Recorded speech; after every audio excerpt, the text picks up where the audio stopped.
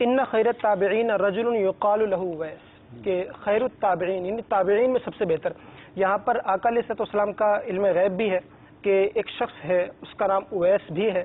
اور ہوگا تابعین، یعنی میری صحبت سے بظاہر سرفراز نہیں ہو پائے گا اور ہوگا تابعین میں سب سے بہتر، خیر التابعین ہوگا، اس کا نام اویس ہوگا. اور آگے ارشاد فرمایا وَلَهُ والدہ، اور ان کی ایک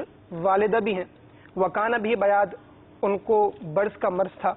فَمُرُوهُ، تو ان کی بارگاہ میں حاضر ہو، فَلْيَسْتَغْفِرْ لَكُمْ، اور ان سے عرض کرو کہ وہ آپ کے لیے دعا مغفرت کرے. یہاں پر علماء کرام نے ایک اور چیز بیان کی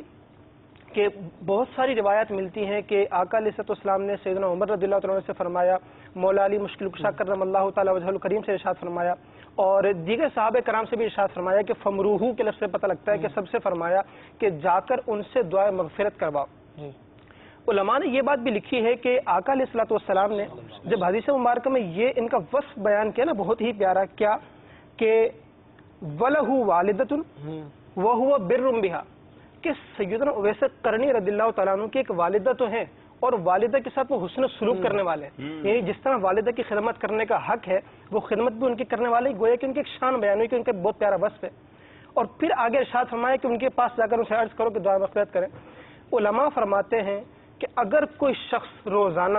اپنے والدین کے لیے دعائیں مغفرت کرنے کو اپنا معمول بنا لے تو وہ مستجاب الدعوات ہو جاتا ہے، وہ مستجاب الدعوات ہو جاتا ہے. اور سیدنا اویس قرنی رضی اللہ تعالیٰ عنہ کو تو شب و روز معمول ہی یہی تھا کہ چونکہ ان کی والدہ ضعیف تھیں، نابینا تھیں، ان کی خدمت کرنی تھی، شب و روز آپ کا یہی معمول تھا. اسی کی بنا پر آقا علیہ السلام کی بارگاہ میں حاضر ہوگا صحابیت کا شرف بھی نہ پا سکے تو آقا علیہ السلام نے یہ بات بتانے کے لیے کہ جو شخص اپنے والدہ کی اتنی خدمت کرے، ان کے لیے دعا کرے تو مستجاب الدعوات ہو جاتا ہے. اسی بنا پر ان کے پاس جاؤ اور ان سے عرض کرو کہ وہ آپ کے لیے دعا مغفرت کریں. اور ایک اور حدیث مبارکہ میں ارشاد فرمایا ان من امتی من لا يستطيع ان ياتي مسجده او مصلاه من العرى، میری امت کے اندر کچھ ایسے لوگ بھی ہیں جو مسجد میں اس لیے نہیں آ پاتے کہ ان کے پاس پہننے کو کپڑے نہیں ہوتے. اور آگے کیا ارشاد فرمایا